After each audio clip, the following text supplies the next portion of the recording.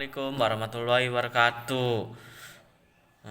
Nami Abdi Riki Armansyah di kelas 12 MIPA 1 hoyong nganterkeun biantara ngeunaan bahaya ngarokok di lingkungan sekolah. Assalamualaikum warahmatullahi wabarakatuh. Ibu guru atawa bapak guru pangajar anu dibiha hormat serta rencangan sadaya anu dipikareus. Langkung dipayu hayu urang panjatkeun puji syukur kehadirat Allah Subhanahu wa taala nu parantos masihan mangpirang-pirang nikmat ka urang sadaya, utamina nikmat sehat sehingga urang sadaya tiasa kempel di kelas ieu teu hilap sholawat sinareng dalam hayu urang panjatkeun ka junjungan urang sadaya Nabi Muhammad, ka kulawargina, para sahabatna serta urang salaku umatna dugi ka akhir zaman. Amin. Kuring ngadeg di dieu teu aya lain nyaeta bade ngadugikeun tema nyaeta bahaya ngarokok sapertos ibu sarta rerencangan sadaya mun nu nami narokok tos ieu asing deui di golongan barudak sakola sapantaran urang. Tapi ayeuna mah ti mimiti budak sakola nu ngangge saragam bodas beureum, bodas biru, komo bodas biru tos hampir sadaya nyobain nu nami narokok. Kongo tos aya nu jadi pecandu rokok. Kebiasaan para pelajar ngarokok teh lantaran karayu ku iklan-iklan ku rencanganna sarta kasalahan paham mun rokok tiasa ngajadikeun diri urang tenang.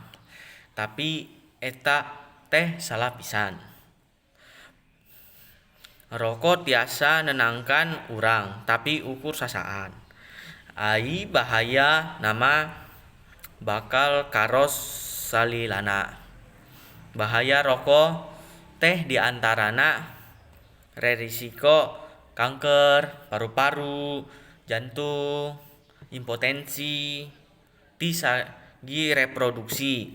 Ngerokok di umur dini bisa ngabaluarkeun impotensi sarta ngurangan jumlah sperma dina laki-laki sarta ngurangan tingkat kesuburan dina wanoja. Eta mu sabaraha contoh bahaya rokok, tapi seueur keneh bahaya ngarokok nun lain. Jalmi anu ngarokok teh sami eunjung ngusupkeun racun ka diri saorang. Mun kasar mah namah nu ngarokok teh sami sareng bunuh diri sacara lalaunan. Jalmi nu ngarokok oge resmi sareng ngarudu artos, komo pelajar mah sami sareng ngadurukan artos. Kolot urang nu tos banting tulang miliaran artos kanggae ngabelaan urang tapi artos mama malaka didurukan. Rerencangan sadaya nu teu acan nyobain rokok kahade ulang cobi ngarokok. Lantaran bahaya ngarokok teh seueur pisan sareng nimbulkan resiko berat ampe ngakibatkan maot ku bahaya ngarokok nu tos jadi pacandu. Rokok hayu urang enggal lireunan kabiasaan awon eta. Langkung sae upami artos nu biasa didurukan eta urang kampelkeun kangge meser anu leuwih mangpaat. tos seueur korban gara-gara rokok tong sampai urang jadi korban saterusna dupi mung sakieu nu tiasa kuring dugikeun hapunten bilih aya kasalahan kata-kata anu mangut danu ati mangkasampurnaan datang ti Allah Subhanahu wa taala.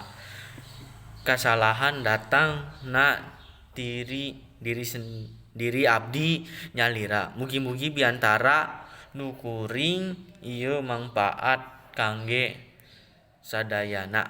Wassalamualaikum warahmatullahi wabarakatuh.